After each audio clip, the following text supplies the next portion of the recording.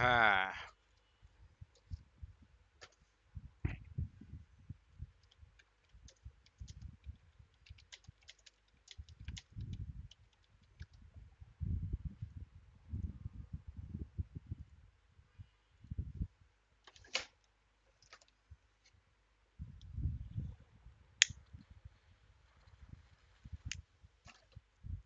I wanna see how this thumbnail looks. Wait.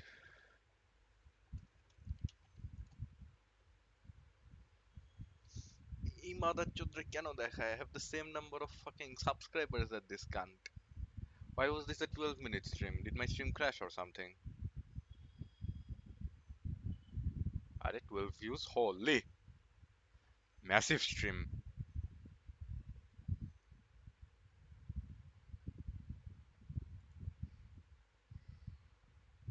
Hey! No one's even watching. Who am I talking to? But hey! Thumbnail! Alright. কি জানি application নামাইলাম? FIFA না কি জানি নামটা কি ছিল? FIFA, FOFA, what the fuck was it called? FIFA? Faculty in Belgrade. What in the fuck am I? Microsoft স্টোরে যাই, কি আর করার।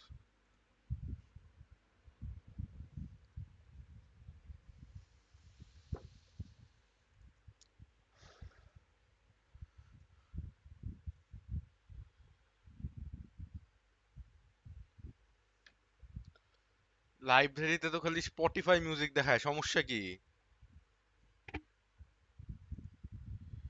কি নামাইছি বুইলা তো গেলাম। ফ্রেদা। আচ্ছা,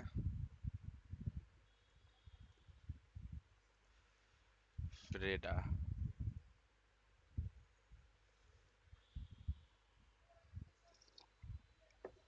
টাস্কবার বাদ দিয়া ফুল স্ক্রিন করা যায় না এটা? সোজা তো এখানে চলে গেল।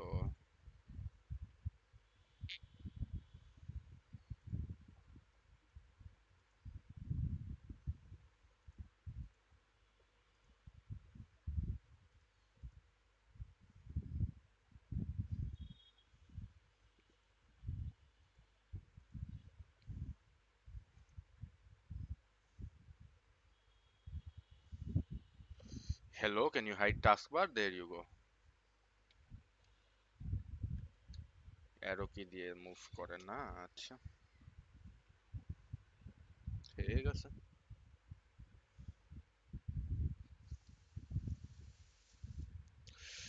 Marcellus, the arrival. On the 24th of February 1815, the lookout at Notre Dame de la Garde signaled the three master, the Pharaon from Smyrna, Trieste, and Naples. How do you pronounce that? Naples? Naples? Whatever. As usual, a pilot put off immediately and rounding the Chateau d'Oeuf got on board the vessel between Cape Morgo and Rion Island. Immediately and according to custom, the ramparts of Fort Saint Jean were covered with spectators. It is always an event at Marseilles for a ship to come into port, especially when this ship, like the Pharaon, has been built, rigged, and laden at the old Fosse docks and belongs to an owner of the city.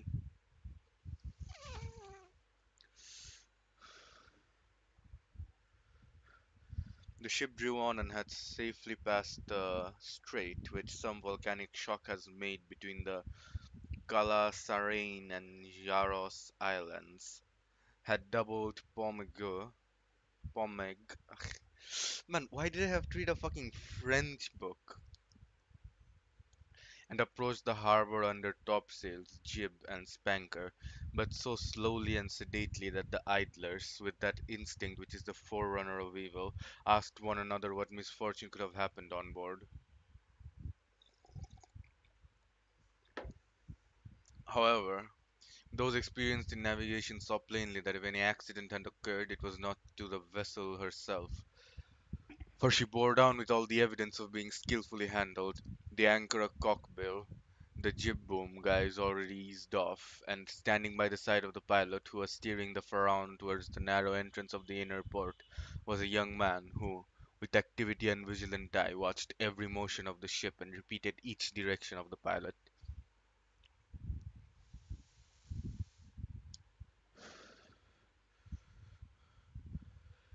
The vague disquietude which prevailed among the spectators had so much affected one of the crowd that he did not await the arrival of the vessel in harbor, but jumping into a small skiff, desired to be pulled alongside the Pharaon, which he reached as she rounded into La Reserve basin.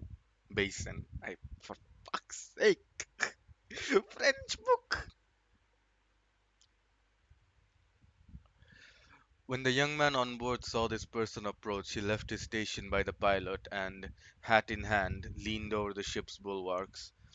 He was a fine, tall, slim young fellow of 18 or 20, with black eyes and hair as dark as a raven's wing, and his whole appearance bespoke that calmness and resolution peculiar to men accustomed from their cradle to contend with danger.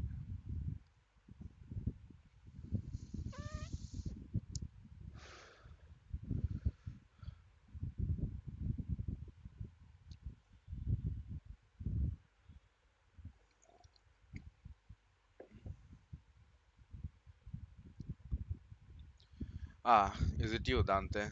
cried the man in the skiff. "What's the matter, and why have you such an air of sadness aboard?" "A great misfortune, Morel," replied the young man. "A great misfortune, for me especially. Off Civitavecchia we lost our brave Captain Leclerc."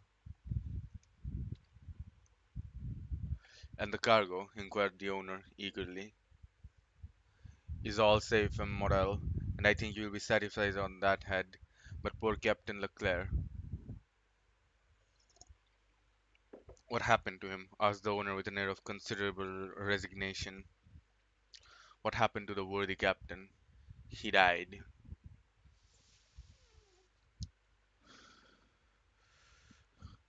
"Fell into the sea?" "No, sir, he died of brain fever in dreadful agony." Then turning to the crew, he said, "Bear a hand there, to take in sail."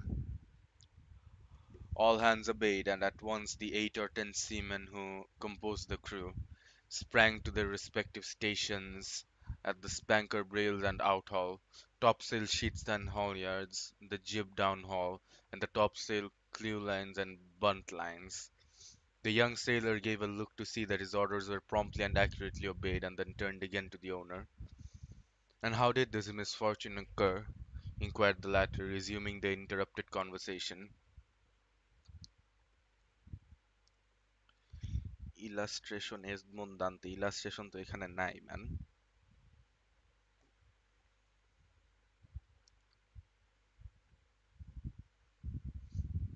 Illustration I guess ফ্রেডাতে দেখায় না whatever don't need it. Alas, sir, in the most unexpected manner. After a long talk with the harbor master, Captain Leclerc left Naples greatly disturbed in mind. In 24 hours he was attacked by a fever and died 3 days afterwards.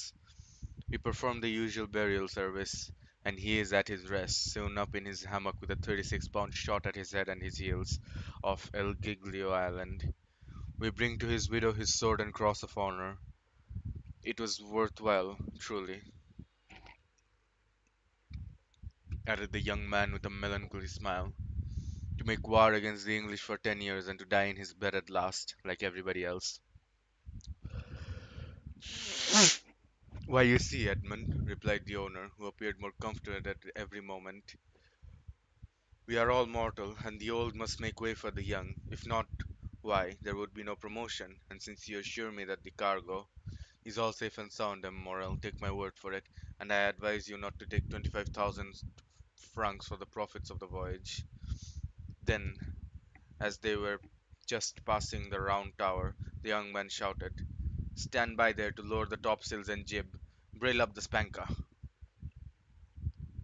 Who is he spanking? Fucking ship lingo, man. আরো বেশি বুঝি না. The order was executed as promptly as it would have been on board a man of war. Let go and clew up. At this last command, all the sails were lowered and the vessel moved almost imperceptibly onwards. Now, if you will come on board, Morel, said Dante, observing the owner's impatience. Here is your supercargo, M. Danglars, coming out of his cabin, who will furnish you with every particular.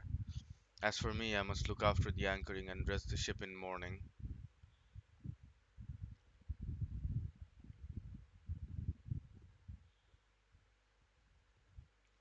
The owner did not wait for a second invitation. He seized a rope which Dante flung to him, and with an activity that would have done credit to a sailor, climbed up the side of the ship, while the young man, going to his task, left the conversation to Danglars, who now came towards the owner. He was a man of 25 or 26 years of age, of unprepossessing, unprepossessing countenance, obsequious to his superiors, insolent to his subordinates, and this, in addition to his position as responsible agent on board, which is always obnoxious to the sailors, made him as much disliked by the crew as Edmond Dante was beloved by them. Well, M. Morel, said Danglars, you have heard of the misfortune that has befallen us.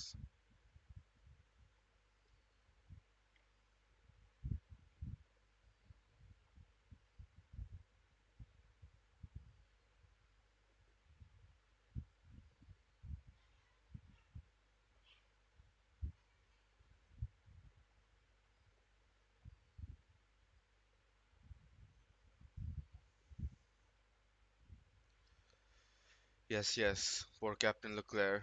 He was a brave and honest man,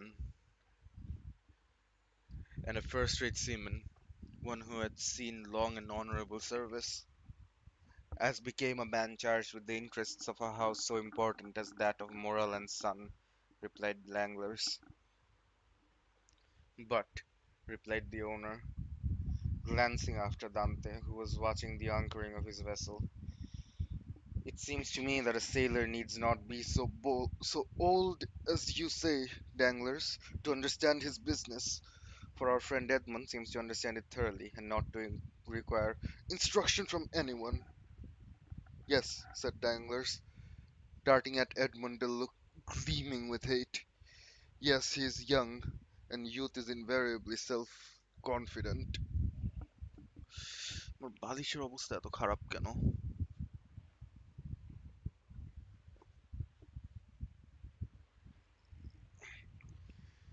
Scarcely was the captain's breath out of his body when he assumed the command without consulting anyone, and he caused us to lose a day and a half at the island of Elba instead of making for Marcellus direct. As to taking command of the vessel, replied Morel, that was his duty as captain's mate. As to losing a day and a half of the island of Elba, he was wrong, unless the vessel needed repairs. The vessel was in as good condition as I am, and as, I hope you are, M. Morel, and this day and a half was lost from pure whim, for the pleasure of going ashore and nothing else. Dante, said the ship owner, turning towards the young man, come this way. In a moment, sir, answered Dante, and I'm with you. Then calling to the crew, he said, let go.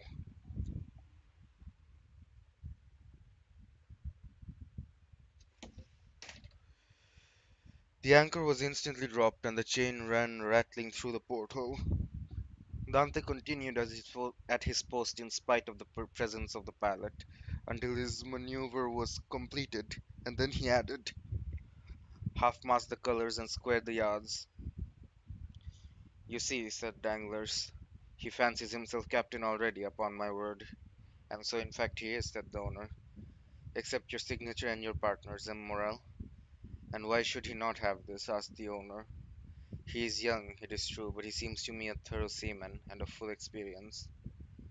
A cloud passed over Danglars' brow. Your pardon, M. Morel, said Dante, approaching. The vessel now rides at anchor, and I am at your service. You hailed me, I think. Danglars retreated a step or two. I wish to inquire why you stopped at the island of Elba. I do not know, sir. It was to fulfill the last instructions of Captain Leclerc, who, when dying, gave me a packet for Marshal Bertrand. Then did you see him, Edmund? Who? The marshal. Yes. Morrel looked around him and then,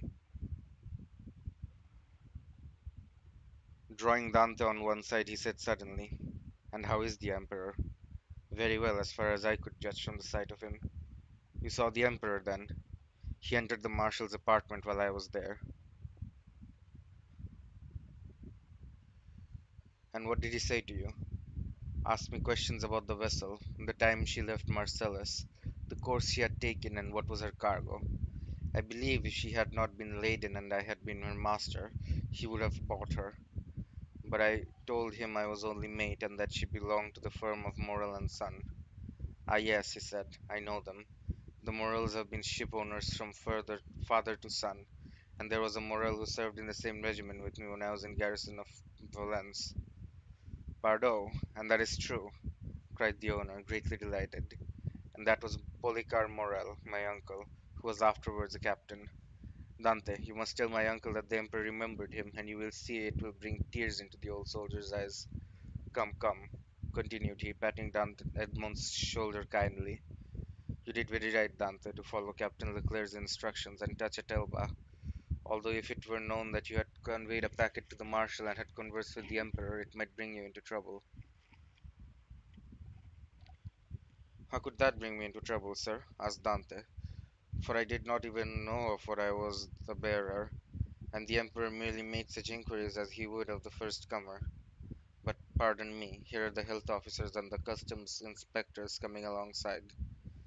And the young man went to the gangway. As he departed, Danglars approached and said, "Well, it appears that he has given you satisfactory reasons for his landing at Porto Ferrajo." "Yes, most satisfactory, my dear Danglars." "Well, so much the better," said the supercargo, "for it is not pleasant to think that a comrade has not done his duty."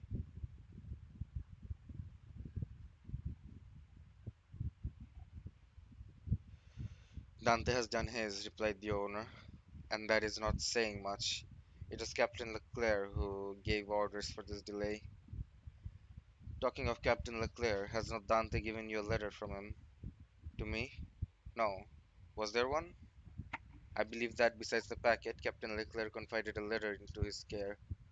"Of what packet are you speaking, Danglars?" "Why, that which Dante left at Porto Ferrajo." "How do you know he had a packet to leave at Porto Ferrajo?" Danglars turned very red. "I was passing close to the door of the captain's cabin, which is half open, and I saw him give the packet and letter to Dante." "He did not speak to me of it," replied the shipowner, "but if there is any letter he will give it to me." Danglars reflected for a moment. "Then, M. Morrel, I beg of you," said he, "not to say a word to Dante on the subject. I may have been mistaken." At this moment the young man returned. Danglars withdrew. "Well, my dear Dante, are you now free?" inquired the owner. "Yes, sir." "You have not been long detained?" "No. I gave the custom house officers a copy of our bill of lading, and as to the other papers, they sent a man off with the pilot, to whom I gave them." "Then you have nothing more to do here?" "No. Everything is all right now." "Then you can come and dine with me." "I really must ask you to excuse me, M. Morrel. My first visit is due to my father, though I am not the less grateful for the honor you have done me." "Right, Dante, quite right. I always knew you were a good son." "And," inquired Dante, with some hesitation, "do you know how my father is?" "Well, I believe, my dear Edmund, though I have not seen him lately. Yes, he likes to keep himself shut up in his little room. That proves, at least, that he has wanted for nothing during your absence." Dante smiled. "My father is proud, sir, and if he had not a meal left, I doubt if he would have asked anything from anyone, except from heaven." "Well then, after this first visit has been made, we shall count on you." "I must again excuse myself, M. Morrel, for after this first visit has been paid, I have another which I am most anxious to pay." "True, Dante, I forgot that there was at the Catalans someone who expects you no less impatiently than your father, the lovely Mercedes." Hey!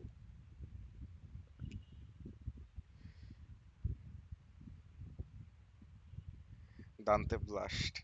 "Flashy Nightingale has arrived." "Aha," said the shipowner. "I'm not in the least surprised, for she has been to me 3 times, inquiring if there were any news of the Pharaon. Peste, Edmund, you have a very handsome mistress. She's not my mistress, replied the young sailor gravely. She's my betrothed. Sometimes one and the same thing, said Morel with a smile. Not with us, sir, replied Dante. Well, well, my dear Edmund, continued the owner, don't let me detain you. You have managed my affairs so well that I ought to allow you all the time you require for your own. Do you want any money? No, sir, I have all my pay to take, nearly 3 months' wages. You're a careful fellow, Edmund. Say I have a poor father, sir. Yes, yes, I know how good a son you are, so now hasten away to see your father. I have a son too, and I should be very wroth with those who detained him from me after a 3 months' voyage. Then I have your leave, sir? Yes, if you have nothing more to say to me. Nothing. Captain Leclerc did not, before he died, give you a letter from me. He was unable to write, sir, but that reminds me that I must ask your leave of absence for some days. To get married? Yes, first, and then go to Paris. Paris. Very good. Have what time you require, Dante. It will take quite 6 weeks to unload the cargo, and we cannot get you ready for sea until in 3 months after that. Only be back again in 3 months for the Pharaon, added the owner, patting the young sailor on the back. Cannot sail without her captain. Without her captain, cried Dante, his eyes sparkling with animation. Pray mind what you say, for you are touching on the most secret wishes of my heart. Is it really your intention to make me captain of the Pharaon? If I were sole owner, we'd shake hands on it now, my dear Dante, and call it settled. But I have a partner, and you know the Italian proverb, "Chi ha compagno ha padrone." He who has a partner has a master. But the thing is at least half done, as you have one out of two votes. Rely on me to procure you the other. I will do my best.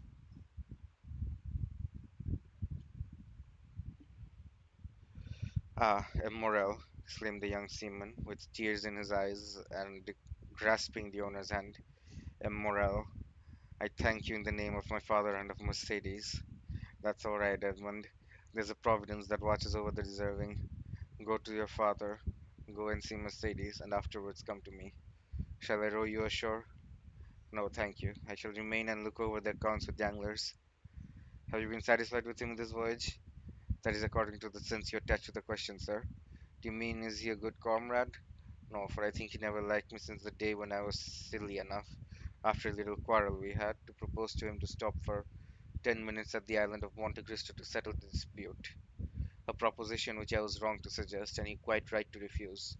If you mean as responsible agent when you ask me the question, I believe there is nothing to say against him, and that you will be content with the way in which he has performed his duty. But tell me, Dante, if you had command of the Pharaon, would you be glad to see Danglars remain captain and mate, Morel? I shall always have the greatest respect for those who possess the owner's confidence. That's right, Dante. I see you're a thoroughly good fellow, and will detain you no longer. Go, for I see how impatient you are. Can I have leave? Go, I tell you. May I have the use of your skiff? Certainly. Then for the present, Morel, farewell, and 1,000 thanks. I hope to see you again, my dear Edmund. Good luck to you. The young sailor jumped into the skiff and sat down in the stern sheets with the order that he be put ashore at La Canebière. The two oarsmen bent to their work, and the little boat glided away as rapidly as possible in the midst of the 1,000 vessels which choke up the narrow way which leads between the two rows of ships from the mouth of the harbor to the Quai d'Orléans, or Quai d'Orléans. Fuck! Fucking French pronunciations, man, they're so fucked, especially when reading English in the middle of that. The shipowner, smiling, followed him with his eyes until he saw him spring out on the quay and disappear in the midst of the throng, which from 5 o'clock in the morning until 9 o'clock at night swarms in the famous street of La Canebière, a street of which the modern Phocéens are so proud that they say, with all the gravity in the world, and with that accent which gives so much character to what is said, if Paris had La Canebière, Paris would be in a second Marseille. On turning around, the owner saw Danglars behind him, apparently awaiting orders, but in reality also watching the young sailor. but there was a great difference in the expression of the two men who thus followed the movements of Edmond Dante.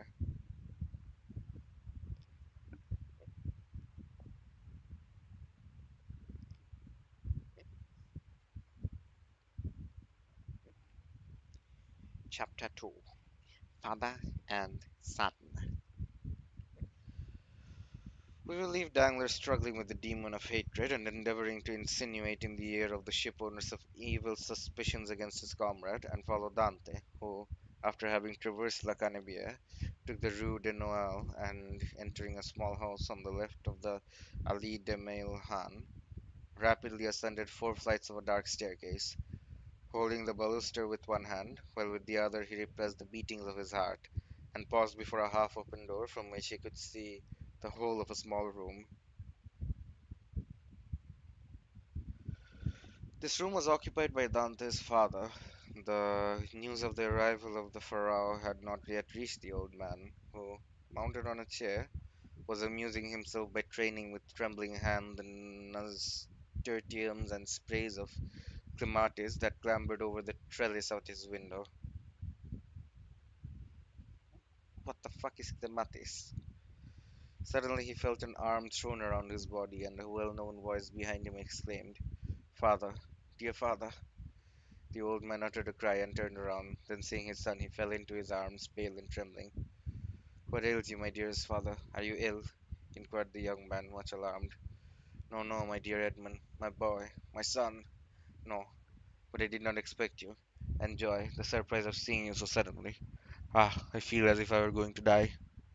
What the fuck? Why are these French so animated? I don't understand.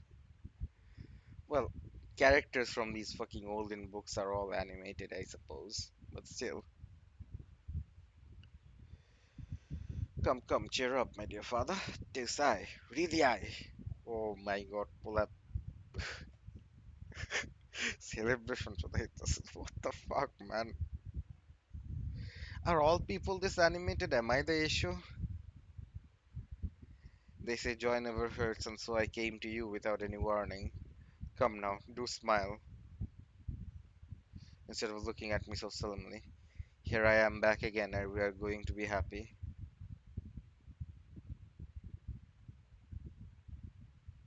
What the fuck?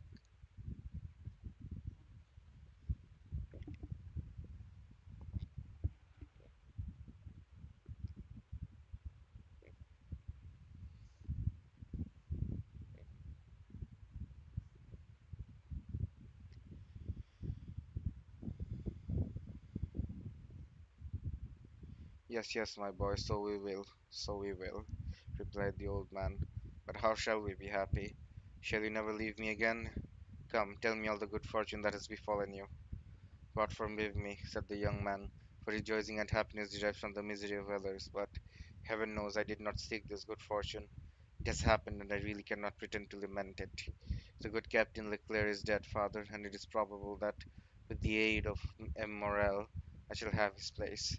Do you understand, father? Only imagine me a captain at 20, with 100 louis pay, and a share in the profits. Is this not more than a poor sailor like me could have hoped for? Yes, my dear boy, replied the old man. It is very fortunate. Well then, with the first money I touch, I mean you to have a small house with a garden in which to plant clematis, nasturtiums, and honeysuckle. But what ails you, father? Are you not well? It is nothing, nothing. It will soon pass away. And as he said so, the old man's strength failed him, and he fell backwards. Come, come, said the young man. A glass of wine, father, will revive you. Where do you keep your wine? No, no, thanks. You need not look for it. I do not want it, said the old man. Yes, yes, father, tell me where it is. And he opened 2 or 3 cupboards. It is no use, said the old man. There is no wine. What? No wine? Said Dante, turning pale and looking alternately at the hollow cheeks of the old man and the empty cupboards. What? No wine? Have you wanted money, father? I want nothing now that I have you, said the old man. Yet, stammered Dante, wiping the perspiration from his brow, yet I gave you 200 francs when I left 3 months ago. Yes, sir, Edmond, that is true, but you forgot at the time the little debt to our neighbor, Cadero. He reminded me of it, telling me if I did not pay for you, he would be paid by M. Morel. And so you see, lest he might do you an injury. Well, why I paid him. But, cried Dante, it was 140 francs I owed Cadero. Yes, stammered the old man. And you paid him out of the 200 francs I left you? The old man nodded. So that you have lived for 3 months on 60 francs, muttered Edmund. You know how little I require, said the old man. Heaven pardon me, cried Edmund, falling on his knees before his father.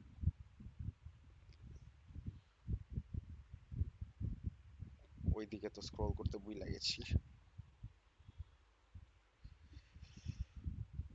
What are you doing? You have wounded me to the heart. Never mind it, for I see you once more, said the old man. And now it's all over. Everything's all right again. Yes, here I am, said the young man, with a promising future and a little money. Here, father, here, he said. Take this. Take it and send for something immediately. And he emptied his pockets on the table, the contents consisting of a dozen gold pieces, 5 or 6 5 franc pieces, and some smaller coin. The countenance of old Dante brightened. Whom does this belong to? He inquired. To me, to you, to us. Take it, buy some provisions. Be happy, and tomorrow we shall have more. Gently, gently, said the old man with a smile. And by your leave I will use your purse moderately, for they would say, if they saw me buy too many things at a time, that I had been obliged to await your return in order to be able to purchase them. Do as you please, but first of all, pray have a servant, father. I will not have you left alone so long. Have some smuggled coffee and most capital tobacco in a small chest in the hold, which you shall have tomorrow. But hush, here comes somebody. Smuggled coffee and capital tobacco. Is this why he went to prison? Doubtful. Surely not. It's just some coffee. Ha ha ha. Tis Kadaru, who has heard of your arrival and no doubt comes to congratulate you on your fortunate return. Ah, lips that say one thing while the heart thinks another, murmured Edmund. But never mind, he is a neighbor who has done us a service on a time, so he is welcome. As Edmund paused, the black and bearded head of Kadaru appeared at the door. He was a man of 25 or 26 and held a piece of cloth which, being a tailor, he was about to make into a coat lining. What, is it you, Edmund? Back again? Said he with a broad, merciless accent, and a grin that displayed his ivory white teeth. Yes, as you see, neighbor Kadaru, and ready to be agreeable to you in any and every way, replied Dante, but ill concealing his coldness under his cloak of civility. Thanks, thanks, but fortunately I do not want for anything, and it chances that at times there are others who have need of me. Dante made a gesture. I do not allude to you, my boy. No, no. I lent you money and you returned it. That's like good neighbors, and we are quits. We are never quits with those who oblige us, was Dante's reply. For when we do not owe them money, we owe them gratitude. What's the use of mentioning that? What is done is done. Let us talk of your happy return, my boy. I had gone on the quay to match a piece of mulberry cloth when I met my friend Danglars. You had Marcellus? Yes, says he. I thought you were at Smyrna. I was, but I'm now back again. And where is the dear boy, our little Edmund? Why, with his father, no doubt, replied Danglars, and so I came, added Caderousse, as fast as I could to have the pleasure of shaking hands with a friend. আবারও scroll করতে ভুলে গেছি.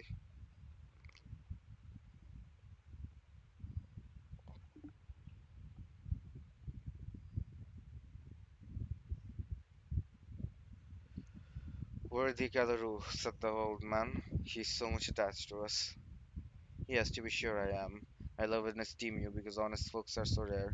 But it seems you have come back rich, my boy, continued the tailor, looking askance at the handful of gold and silver which Dante had thrown on the table. The young man remarked the greedy glance which shone in the dark eyes of his neighbor. Eh, he said negligently, this money is not mine. As expressing to my father my fears that he had wanted many things in my absence, and to convince me he emptied his purse on the table. Come, father, added Dante, put this money back in your box, unless neighbor Caderousse wants anything, and in that case it is at his service. No, my boy, no, said Caderousse. I'm not in any want, thank God. My living is suited to my means. Keep your money. Keep it, I say. One never has too much. But at the same time, my boy, I am much obliged by your offer, as if I took advantage of it. It was offered with goodwill, said Dante. No doubt, my boy, no doubt. Well, you stand well with Immoral and here, you insinuating dog, you. Immoral has always been exceedingly kind to me, replied Dante. Then you were wrong to refuse to dine with him. What, did you refuse to dine with him? Said old Dante. And did he invite you to dine? Yes, my dear father, replied Edmund, smiling at his father's astonishment at the excessive honor paid to his son. And why did you refuse, my son? Inquired the old man. That I might that I might the sooner see you again, my dear father, replied the young man. I was most anxious to see you. But it must have vexed him, Morel, good, worthy man, said Catheroo. And when you are looking forward to be captain, it was wrong to annoy the owner. But I explained to him the cause of my refusal, replied Dante, and I hope he fully understood it. Yes, but to be captain one must be do a little flattery to one's patrons. I hope to be captain without that, said Dante. So much the better, so much the better. Nothing will give greater pleasure to all your old friends, and I know one down there behind the St. Nicholas citadel who will not be sorry to hear it. Mercedes? Said the old man. Yes, my dear father, and with your permission, now I have seen you and know you are well and have all you require, I will ask your consent to go and pay a visit to the Catalans. Go, my dear boy, said old Dante, and heaven bless you in your wife, as it has blessed me in my son. Yay! Man's surely he's moving up in life. Ha ha ha ha. His wife, Kaduro, said Kaduro. Why, how fast you go on, Father Dante. She is not his wife yet, as it seems to me. No, but according to all probability she soon will be, replied Edmund. Yes, yes, said Kaduro, but you were right to return as soon as possible, my boy. And why? Because Mercedes is a very fine girl, and fine girls ever lack followers. She particularly has them by dozens. Really, answered Edmund, with a sign which had in it traces of slight uneasiness.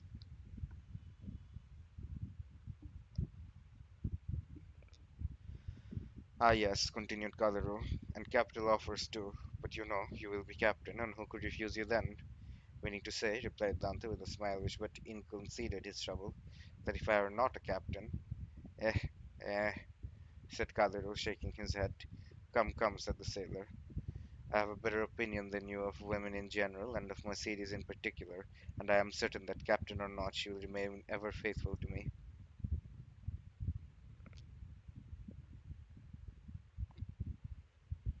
So much the better, so much the better, said Kaduro. When one is going to be married, there is nothing like implicit confidence. But never mind that, my boy. Go and announce your arrival, and let her know all your hopes and prospects. I will go directly, was Edmund's reply, and embracing his father and nodding to Kaduru, he left the apartment. Kaduru lingered for a moment, then taking leave of old Dante, he went downstairs to rejoin Danglars, who awaited him at the corner of the Rue Senac. Well, said Danglars, did you see him? I have just left him, answered Kaduru. Did he allude to his hope of being captain? He spoke, for, he spoke of it as a thing already decided. Indeed, said Danglars, he is in too much of a hurry, it appears to me. Why, it seems that Morrel has promised him the thing, so that he is quite elated about it. Why, yes, he is actually insolent over the matter. Has already offered me his patronage as if he were a grand personage, and offered me a loan of money, as though he were a banker, which he refused, most assuredly, although I might easily have accepted it, for it was I who put into his hands the first silver he ever earned. But now, Dante has no longer any occasions for assistance. He is about to become a captain. Pooh, said Danglars. He is not one yet. Ma foi, it will be as well if he is not, answered Cadero. For if he should be, there will be really no speaking to him. If you choose, replied Danglars, he will remain what he is, and perhaps become even less than he is. What do you mean? Nothing. I was speaking to myself. And is he still in love with the Catalan? Over head and ears, but unless I am much mistaken, there will be a storm in that quarter. Explain yourself. Why should I?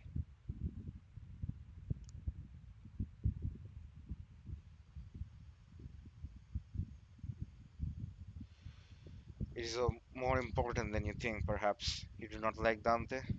I never like upstarts. Then tell me all you know about the Catalan. I know nothing for certain, only I have seen things which induce me to believe, as I told you, that the future captain will find some annoyance in the vicinity of the Ville infirmaries. What have you seen? Come, tell me. Well, every time I have seen Mercedes come into the city, she has been accompanied by a tall, strapping, black-eyed Catalan with a red complexion, brown skin, and fierce hair, whom she calls cousin. Man's getting cucked by the cousin? I didn't know the French were into that shit. Is that a thing in France? The fuck? Um,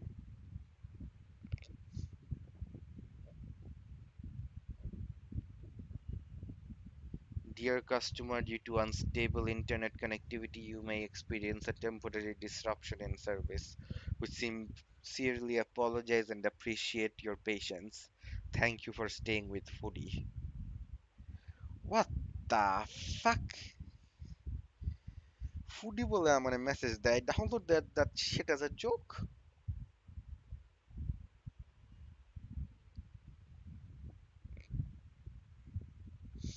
Really? And you think his cousin pays her attentions? I only suppose so. What else can a strapping chap of 21 mean with a fine wench of 17? And you say that Dante has gone to the Catalans? He went before I came down. Let us go the same way. We will stop at La Reserve and we can drink a glass of La Malgue whilst we wait for good news. Come along, said Calero, but you pay the score. Of course, replied Danglars, and going quickly to the designated place, they called for a bottle of wine and two glasses. Pere Pamphile had seen Dante pass not 10 minutes before, and assured that he was at the Catalans. They sat down under the budding foliage of the planes and sycamores, in the branches of which the birds were singing in their welcome to one of the first days of spring.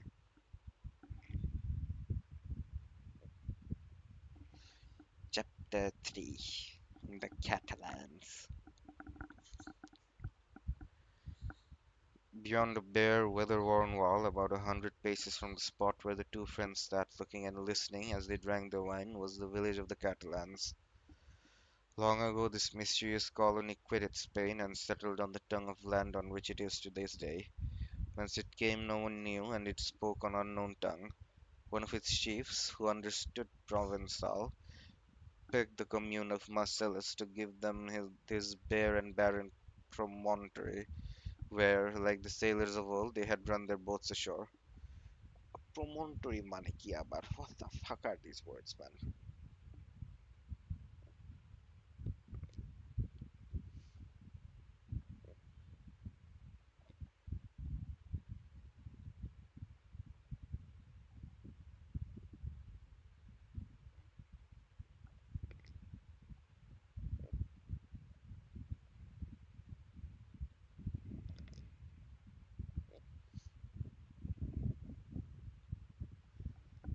Alright, I guess I'll Google since the fucking dictionary isn't working.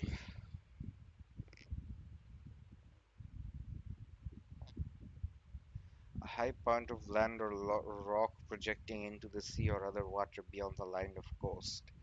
A headland. A bluff or part of a plateau overlooking a lowland. Alright.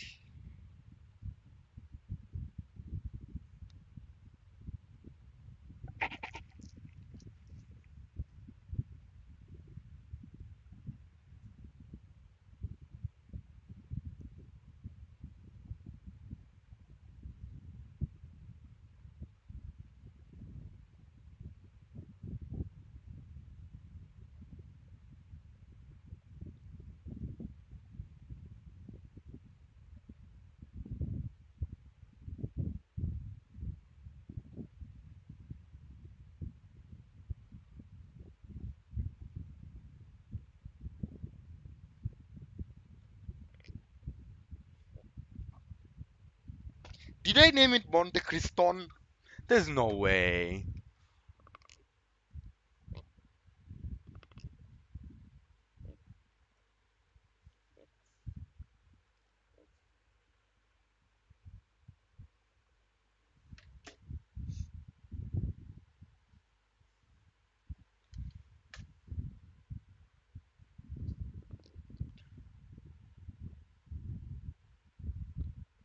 Church the king এসব কি দেখায়?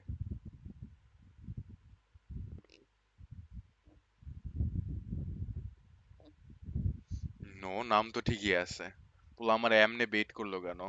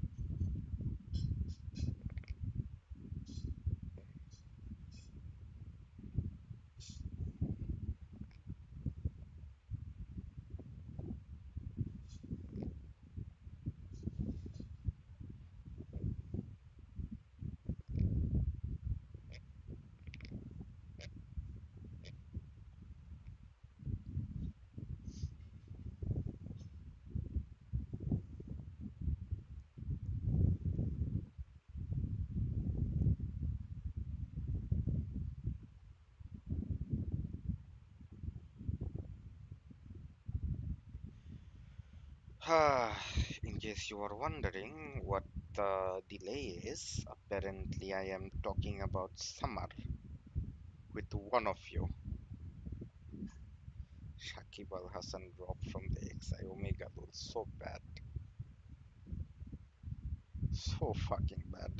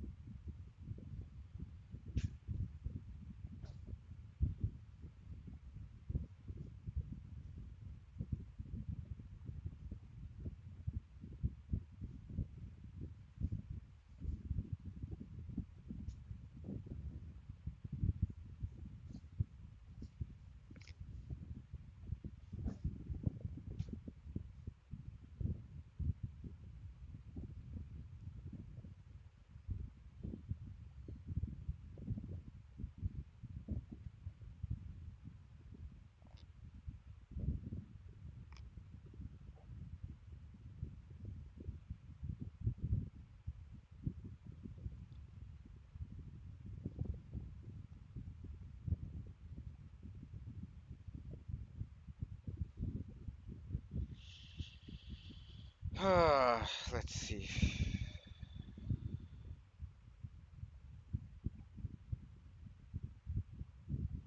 ছোট মার্লিনের ক্যারেক্টারটা জানতে পাইলে হয়তো আর একটু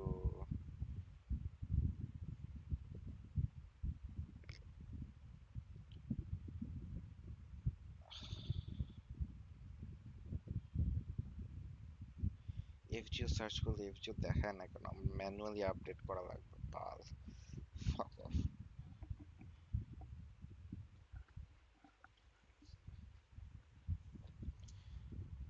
I mean, I do need Proto Merlin or Tamamo. I need some form of secondary art support. Right now, I'm just using Labor, but at the same time, I have a lot of other things to roll for.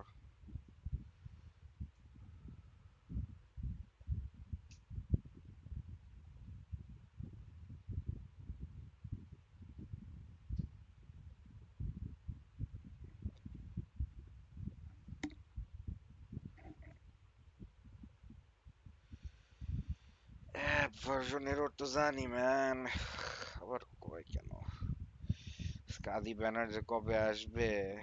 I don't need her though, is the thing. Technically, Proto Merlin is one of the last supports I need before I have everything.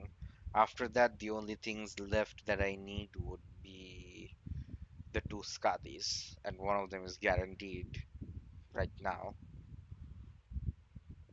But still, I don't need her. Castoria alone is more than enough, mostly. তার চেয়ে বড় কথা হইছে আমার তো main arts DPS হইছে ল্যান্সেলট man. ল্যান্সেলটের তো হিসাব আলাদা। ওর তো প্রোটোমালিন দিয়া কাম নাই, ওর তো কাম আছে ওয়েভার দিয়া। Waver buff suit Lancelot. There are situations where double waiver is actually better for Lancelot than double Castoria.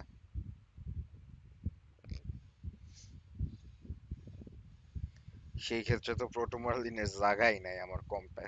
তার উপরে ল্যান্সেলর আবার বাফ খাইছে, আর কি লাগে। ওর তো এনপি এখন বিলিয়ন ট্রিলিয়ন ড্যামেজ করে।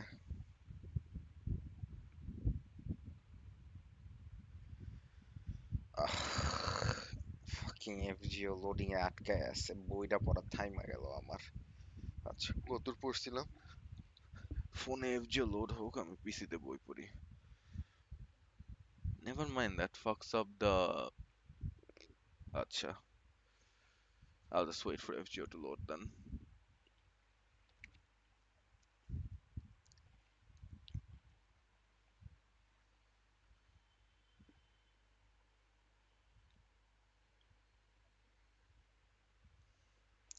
এই বালটা এখনো লোড হয় নাই। Zufu plus Castoria good, you need a crit support. Yeah. Don't think I'm ever gonna really use Zufu though. Waver is still a lot stronger than people give him credit for. Like, most people are just unga bunga, just nuke the enemy forehead gameplay. But if you're gonna actually play the game properly, slowly, then the only way you can survive without anti-enforcement, which is not gonna be consistently available even on double Castoria, is through Waver's second ability, coupled with Mash, I guess. That's how you keep a squad alive. Which is why I don't think I'll roll more than 30 for Proto Merlin. I shouldn't get too loose with my quartz, even if I have the shit I wanted.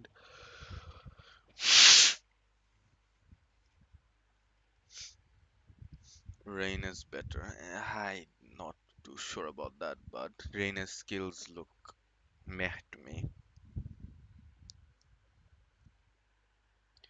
Waver does a lot of different things.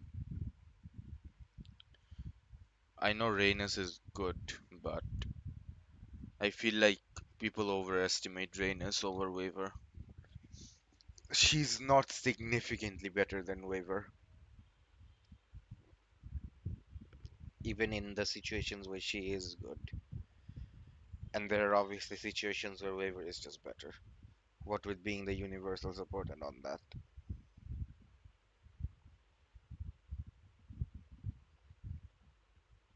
এখনো আবার কি loading হয় man? Internet কি গ্যাঞ্জাম করতেছে নাকি already? Fucking hell. এতক্ষণ আমি মোবাইলটা সুইচ করতাম।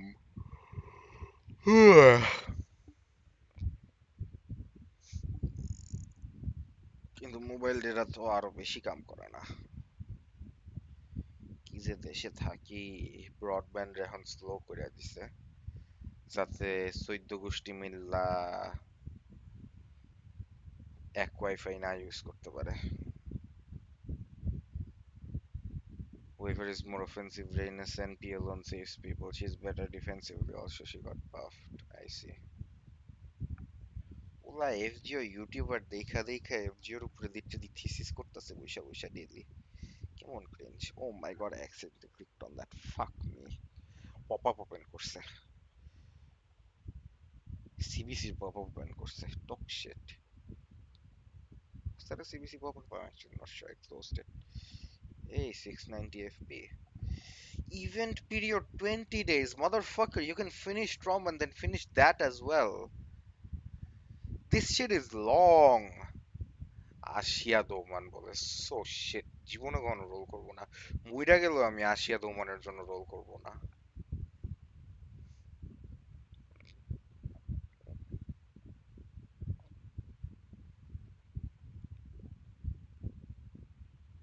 কবে যে স্কাদির ব্যানার দিবে আমারে ভালো লাগে না।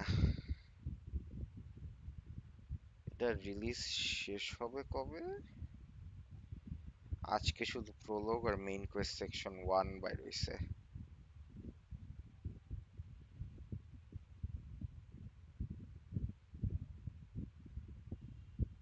শেষ হবে রিলিজ হওয়া 23 তারিখে, বলতে গেলে 24 তারিখে। আচ্ছা, তার মানে আরো বলতে গেলে 1 সপ্তাহ। ঠিক আছে,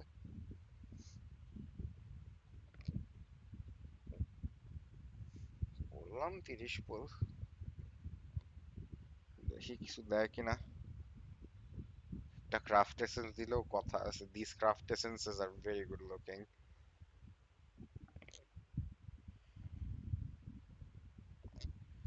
এই পুলও তো এখন আধা ঘন্টা ধরে লোড হবে।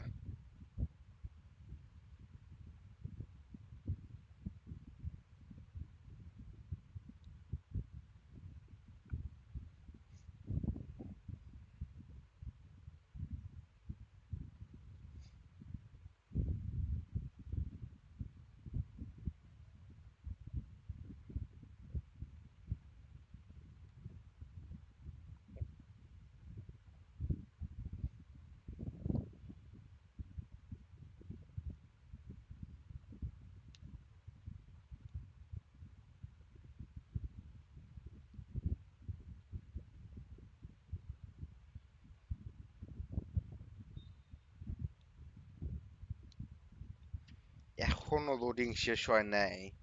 একটা 30 full, wow, connection to server lost, -30 SQ I guess.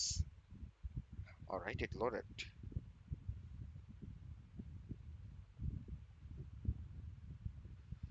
Pogchamp, craft essence, A, twin tails, good craft essence, W. আর কি কিছু দিবে? আরেকটা ক্রাফট এসেন্স দিছে। এই ক্রাফট এসেন্স আবার দিল।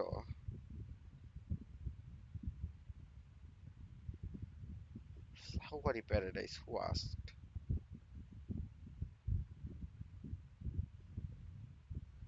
Oh my god, who is that on the craft essence cruising date?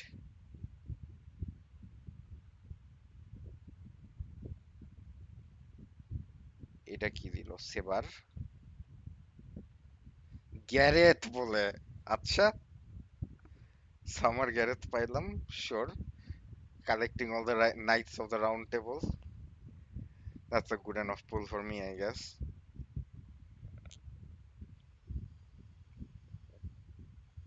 But ওই craft এসেন্সটাতে ওইটা কেটা? আমার তো এটা জানতে হবে, আমার তো এটা ডেসক্রিপশন পড়ে এটা বুঝতে হবে এবার। আমার তো গুগল করে এটা দেখতে হবে ক্রাফট এসেন্স আসলে কে। I am Gareth, my spirit origin has changed. And would you look at that, my classic saber now. Incredible. I'm a saber, so my sword is at the ready. আচ্ছা ঠিক আছে, বুঝলাম। I don't know if you'll have need of it, but you can count on me, master. Okay, অসাধারণ। Is she talking about her ফুতাকক? There's no way she's talking about her ফুতাকক. এইবার আমার দেখতে হবে এইটা কে। This character looks very familiar, but I just can't put my finger on it.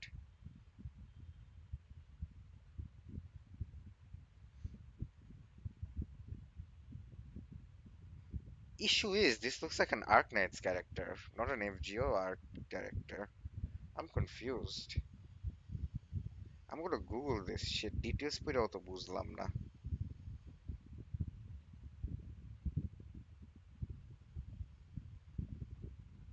Cruising date FGO.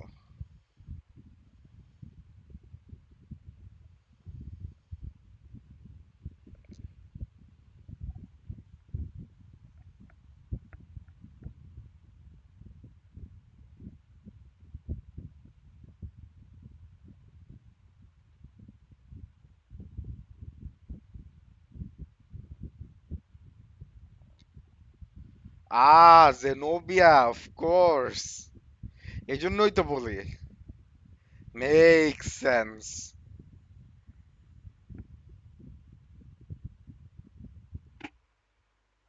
It all adds up now. Technically, I got a 3 quarts refund on that since I have get it now. So that's nice.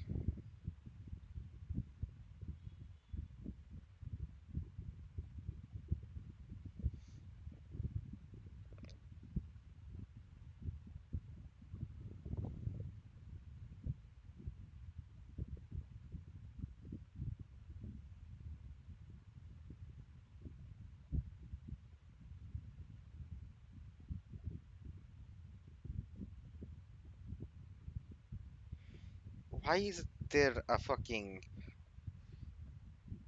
Gcash Max 4-star C in every single summer event? That year we had Purple Eyes, this year we have this. Purple Eyes to Legendary C, one of a kind, legendary. Ah, আচ্ছা, back to Count of Monte Cristo chapter 3 শেষ করে আজকের জন্য রাখবো, রাইখা আবার yakuza খেলতে যাবো।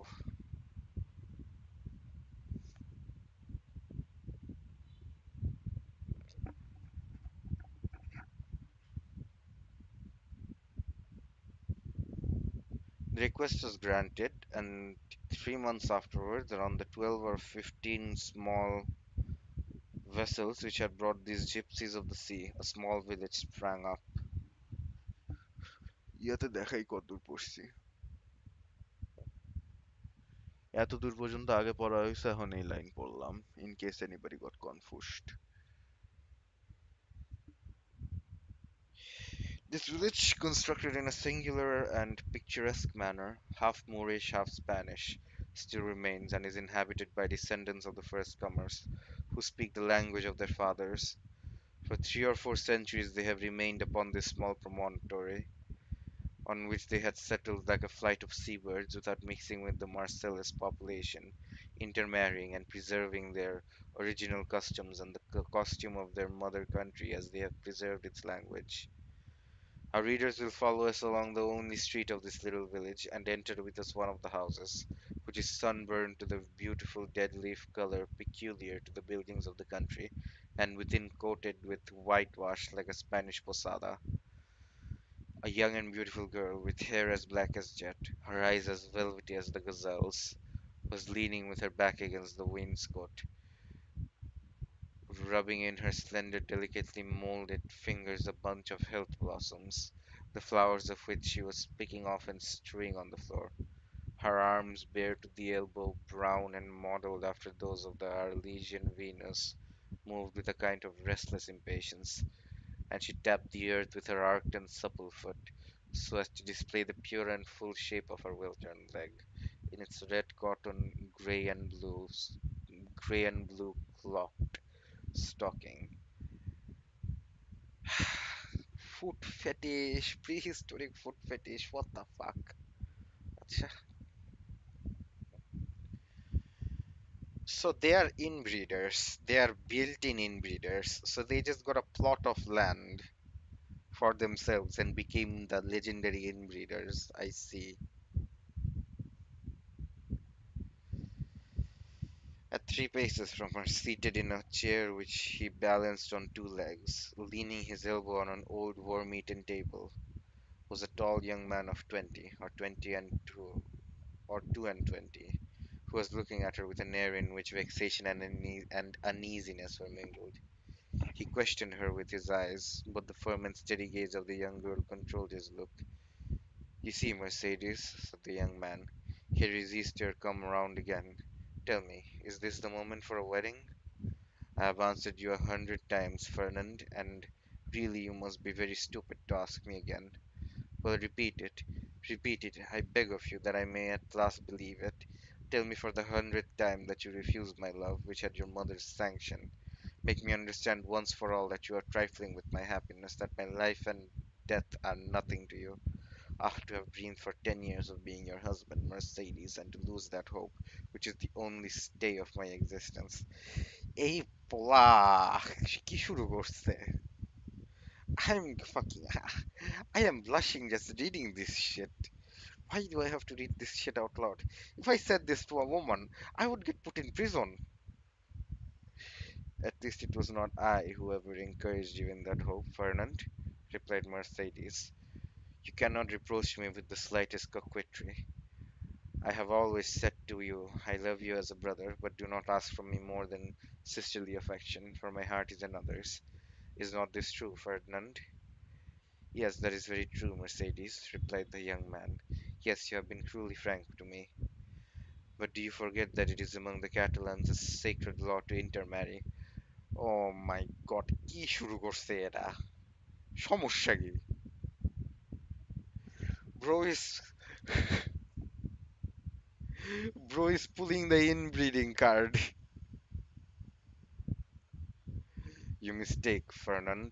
It is not a law, but merely a custom. And I pray of you, do not cite this custom in your favor. You are included in the conscription, Fernand, and are only at liberty on sufferance, liable at any moment to be called upon to take up arms. Once a soldier, what would you do with me, a poor orphan, forlorn, without fortune, with nothing but a half-ruined hut and a few ragged nets, the miserable inheritance left by my father to my mother, and by my mother to me? She has been dead a year, and you know, Fernand, I have subsisted almost entirely on public charity. Sometimes you pretend I am useful to you, and that is an excuse to share with me the produce of your fishing. And I accept it, Fernand, because you are the son of my father's brother, because we were brought up together, and still more because it would give you so much pain if I refuse.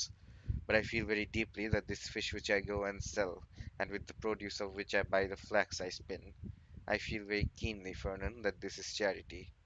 And if it were, Mercedes, poor and lone as you are, you suit me as well as the daughter of the first shipowner or the richest banker of Marcellus. What do such as we desire but a good wife and careful housekeeper? And where can I look for these better than in you? হইতাছেটা কি?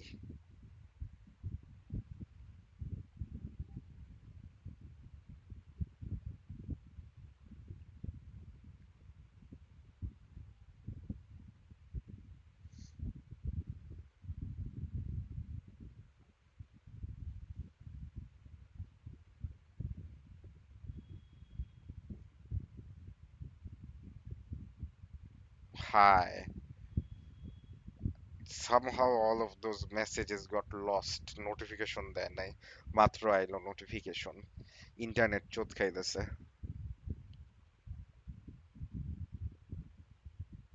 Come on Discord, gonna roll the only 30 I have. Just roll it, man. আবার ডিসকর্ডে আসার কি দরকার?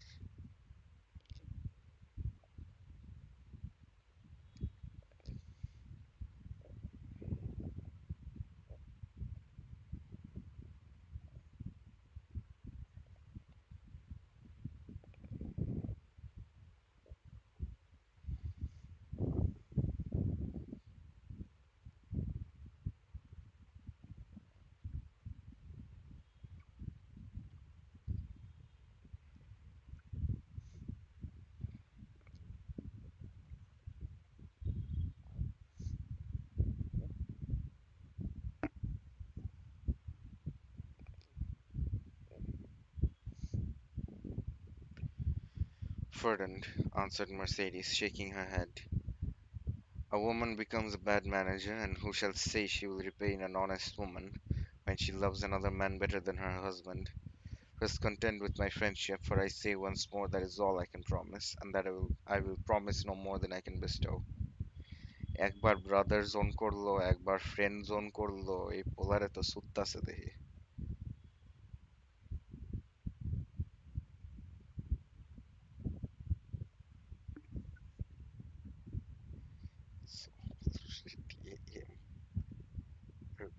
Man, damn, বিপদ নাকি? আমার black grill দেয় না কেন?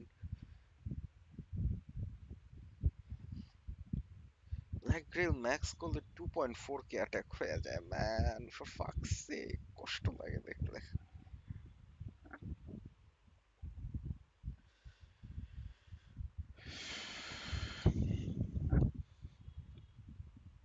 You can endure your own wretchedness patiently, but you are afraid to share mine. Well, Mercedes, beloved by you, I would tempt fortune. You would bring me good luck and I should become rich. I could extend my occupation as a fisherman, might get a place as clerk in a warehouse, and become in time a dealer myself. You could do no such thing, Fernand. You're a soldier, and if you remain at the Catalans, it is because there is no war. So remain a fisherman and contented with my friendship, as I cannot give you more. Well, I will do better, Mercedes. I will be a sailor. Instead of the costume of our fathers, which you despise, I will wear a varnished hat, a striped shirt, and a blue jacket with an anchor on the buttons. Would not that dress please you? What do you mean? Asked Mercedes with an angry glance. What do you mean? I do not understand you. I mean, Mercedes, that you are thus harsh and cruel with me because you are expecting someone who is thus attired. But perhaps he whom you await is inconsistent, or if he is not, the sea is so to him. Fernand, cried Mercedes, I believed you were good-hearted, and I was mistaken.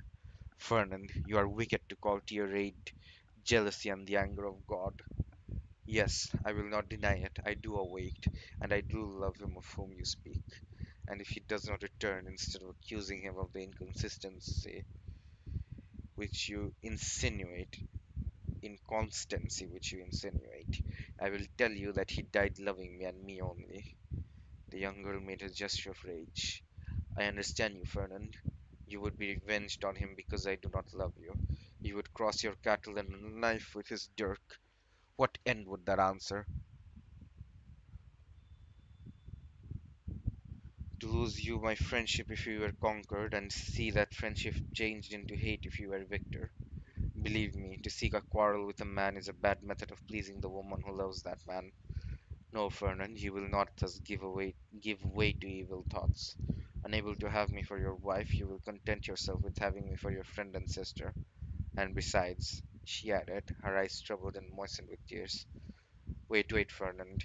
You said just now that the sea was treacherous and he has been gone 4 months, and during these 4 months there have been some terrible storms. Fernand made no reply, nor did he attempt to check the tears which flowed down the cheeks of Mercedes, although for each of these tears he would have shed his heart's blood. But these tears flowed for another. He arose, paced a while up and down the hut, and then suddenly stopping before Mercedes with his eyes glowing and his hands clenched. Say, Mercedes, he said, once for all, is this your final determination? I love Edmondante, the young girl calmly replied, and none but Edmondo shall ever be my husband, and you will always love him, as long as I live. Fernand let fall his head like a defeated man, heaved a sigh that was like a groan, and then suddenly looking her full in the face, with clenched teeth and expanded nostrils, said, But if he is dead, if he is dead, I shall die too. If he has forgotten you. Mercedes, called a joyous voice from without. Mercedes! Ah! exclaimed the young girl, blushing with delight and fairly leaping in excess of love. You see, he has not forgotten me, for here he is. Okay, very happy love story. Surely nothing will go wrong here. Rushing towards the door, she opened it, saying, Here, Edmund, here I am. Fernand, pale and trembling, drew back, like a traveller at the sight of a serpent, and fell into a chair beside him. Edmund and Mercedes were clasped in each other's arms. The burning merciless sun, which shot into the room through the open door, covered them with a flood of light. At first they saw nothing around them. Their intense happiness isolated them from all the rest of the world, and they only spoke in broken words, which are the tokens of a joy so extreme that they seem rather the expression of sorrow. Suddenly Edmund saw the gloomy, pale, and threatening countenance of Fernand, as it was defined in the shadow. By a movement for which he could scarcely account to himself, the young Catalan placed his hand on the knife at his belt. Ah, your pardon, said Dante, frowning in his turn. I did not perceive that there were three of us. Then turning to Mercedes, he inquired, "Who is this gentleman?" "One who will be your best friend, Dante, for he is my friend, my cousin, and my brother. It is Vernon, the man whom, after you, Edmund, I love the best in the world. Do you not remember him?" "Yes," said Dante, and without relinquishing Mercedes's hand clasped in one of his own, he extended the other to the Catalan with a cordial air. But Fernand, instead of responding to this amiable gesture, remained mute and trembling. Edmund then cast his eyes scrutinizingly at the agitated and embarrassed Mercedes, and then again at the gloomy and menacing Fernand. This look told him all, and his anger waxed hot. "I did not know when I came with such haste to you that I was to meet an enemy here." "An enemy!" cried Mercedes, with an angry look at her cousin. "An enemy in my house, do you say, Edmund? If I believed that, I would place my arm under yours and go with you to Marcellus, leaving the house to return to it no more." Fernand's eye darted lightning. "And should any misfortune occur to you, dear Edmund," she continued with the same calmness which proved to Fernand that the young girl had read the very innermost depths of his sinister thought, "if misfortune should occur to you, I would ascend the highest point of the Cape de Morgue and cast myself headlong from it." Fernand became deadly pale. "But you are deceived, Edmund," she continued. "You have no enemy here. There is no one but Fernand, my brother, who will grasp your hand as a devoted friend." And at these words the young girl fixed her imperious look on the Catalan, who, as if fascinated by it, came slowly towards Edmund and offered him his hand.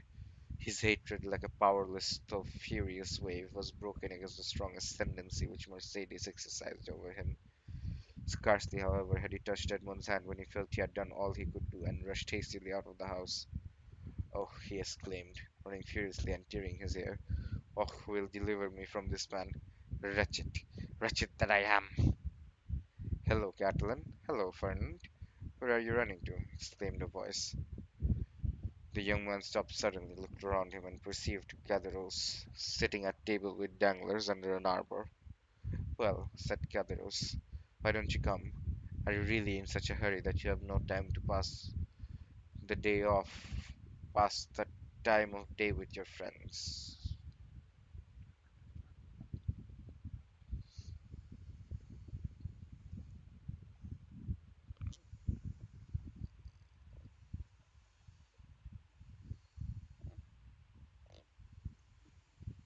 কতক্ষণ ধইরা আমি scroll করি নাই, mine goat! 3 page scroll করি নাই, holy shit! "Particularly when they have still a full bottle before them," added Danglars. Fernand looked at them both with a stupefied air, but did not say a word. "He seems besotted," said Danglars, pushing Caderousse with his knee. "Are we mistaken, and is Dante triumphant in spite of all we have believed?" "Why, we must inquire into that," was Caderousse's reply, and turning towards the young man, said, "Well, Catalan, can't you make up your mind?" Fernand wiped away the perspiration steaming from his brow, and slowly entered the arbor, whose shade seemed to restore somewhat of calmness to his senses, and whose coolness somewhat of refreshment to his exhausted body. "Good day," said he. "You called me, didn't you?" And he fell, rather than sat down, on one of the seats which surrounded the table. "I called you because you were running like a madman, and I was afraid you would throw yourself into the sea," said Caderousse, laughing. "Why, when a man has friends, they are not only to offer him a glass of wine, but moreover to prevent his swallowing 3 or 4 pints of water unnecessarily." Fernand gave a groan which resembled a sob, and dropped his head into his hands, his elbows leaning on the table. "Well, Fernand, I must say," said Caderousse, beginning the conversation, with that brutality of the common people in which curiosity destroys all diplomacy, "you look uncommonly like a rejected lover." And he burst into a hoarse laugh. "What the fuck is this guy? Why, what's wrong with him?" "Bah!" said Danglars. "A lad of his make was not born to be unhappy in love. You are laughing at him, Caderousse." "No," he replied. "Only hark how he sighs. Come, come, Fernand," said Caderousse. "Hold up your head and answer us. It's not polite not to reply to friends who ask news of your health."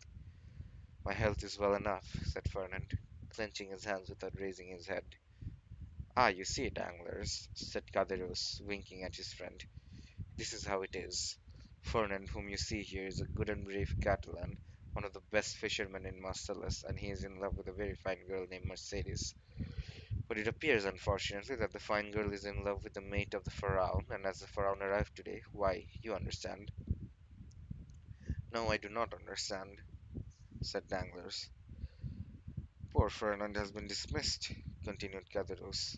Well, and what then? Said Fernand, lifting up his head and looking at Caderousse like a man who looks for someone on whom to vent his anger. Mercedes is not accountable to any person, is she? Is she not free to love whomsoever she will? Oh, if you take it in that sense, said Caderousse, it is another thing. But I thought you were a Catalan, and they told me that Catalans were not meant to allow themselves to be supplanted by a rival. It was even told me that Fernand especially was terrible in his vengeance. Fernand smiled piteously. A lover is never terrible, he said. Poor fellow, remarked Danglars, affecting to pity the young man from the bottom of his heart. Why, you see, he did not expect to see Dante return so suddenly. He thought he was dead, perhaps, or perchance faithless. These things always come on us more severely when they come suddenly. Ah, ma foi, under any circumstances, said Cadero, who drank as he spoke, and on whom the fumes of the wine began to take effect. Under any circumstances, Fernand is not the only person put out by the fortunate arrival of Dante, is he, Danglars? No, you are right, and I should say that would bring him ill luck. Well, never mind, answered Cadero, pouring out a glass of wine for Fernand, and filling his own for the eighth or ninth time, while Danglars had merely sipped his. Never mind. In the meantime, he marries Mercedes, the lovely Mercedes. At least he returns to do that. During this time, Danglars has fixed his piercing glare on the young man, on whose heart Caderousse's words fell like molten lead. "And when is the wedding to be?" he asked. "Oh, it is not yet fixed," murmured Fernand. "No, but it will be," said Caderousse, "as surely as Dante will be captain of the Pharaon. Eh, Danglars?" Danglars shuddered at this unexpected attack and turned to Caderousse, whose countenance he scrutinized to try and detect whether the blow was premeditated. But he read nothing but envy in a countenance already rendered brutal and stupid by drunkenness. "Well," said he, filling the glasses, "let us drink to Captain Edmond Dante, husband of the beautiful Catalan." Caderousse raised his glass to his mouth with unsteady hand and swallowed the contents at a gulp. Fernand dashed his on the ground. "Eh, eh, eh," stammered Caderousse. "What do I see down there by the wall in the direction of the Catalans? Look, Fernand, your eyes are better than mine. I believe I see double. You know wine is a deceiver, but I should say it was two lovers walking side by side and hand in hand. Heaven forgive me, they do not know that we can see them, and they are actually embracing." Danglars did not lose one pang that Fernand endured.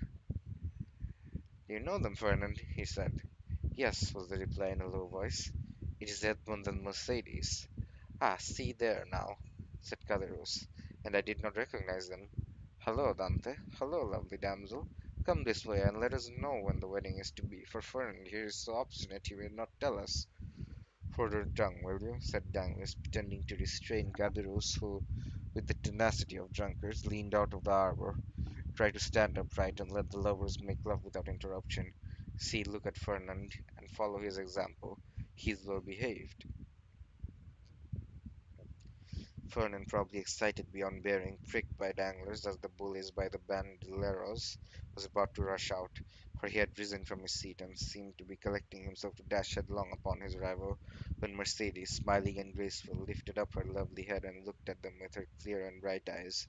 At this Vernon recollected her threat of dying if Edmund died, and dropped again heavily on his seat. Danglars looked at the two men, one after the other, the one brutalized by liquor and the other overwhelmed with love.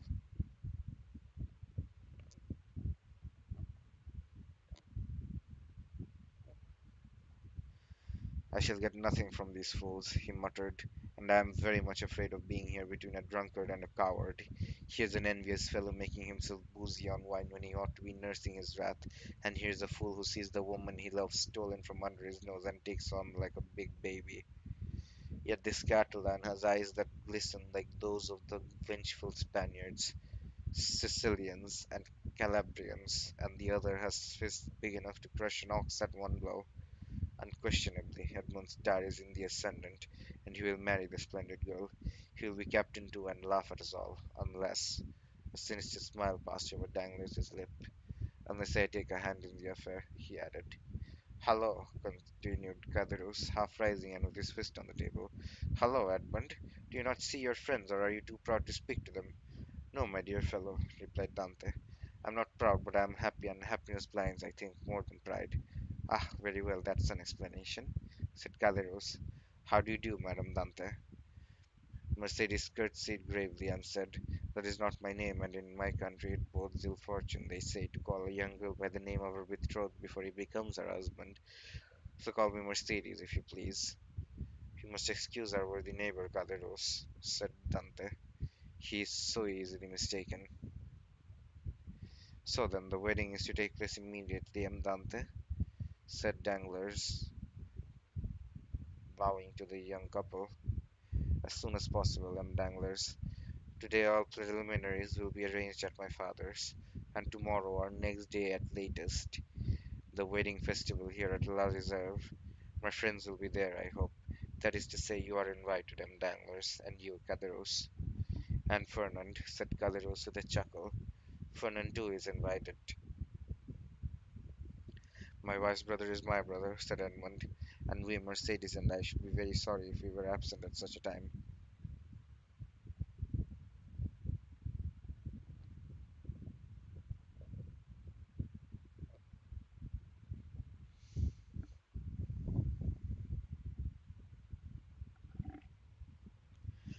Fernand opened his mouth to reply, but his voice died on his lips, and he could not utter a word. Today the preliminaries, tomorrow or next day the ceremony. You are in a hurry, Captain. Danglars, said Edmund, smiling. I will say to you as Mercedes said just now to Caderousse, do not give me a title which does not belong to me. That may bring me bad luck. Your pardon, replied Danglars. I merely said you seemed in a hurry, and we have lots of time. The Frau cannot be under way again in less than 3 months. We are always in a hurry to be happy, Danglars, for when we have suffered a long time, we have great difficulty to believing in good fortune. But it is not selfishness alone that makes me thus in haste. I must go to Paris. Ah, really? To Paris? And will it be the first time you have ever been there, Dante? Yes. Have you business there? Not of my own. The last commission of poor Captain Leclerc. You know to what I allude, Danglars. It is sacred. Besides, I shall only take the time to go and return. Yes, yes, I understand, said Danglars, and then in a low tone he added, to Paris, no doubt, to deliver the letter which the Grand Marshal gave him. Ah, this letter gives me an idea, a capital idea. Ah, Dante, my friend, you are not yet registered number one on board the good ship Pharaon. Then turning towards Edmund, who was walking away. A pleasant journey, he cried. Thank you, said Edmund with a friendly nod, and the two lovers continued on their way, as calm and joyous as if they were the very elect of heaven. Next chapter is called Conspiracy. Concerning. Alright. Before the conspiracy begins, we shall end stream here for today. আবারও বইলা গেছি বাল মাই god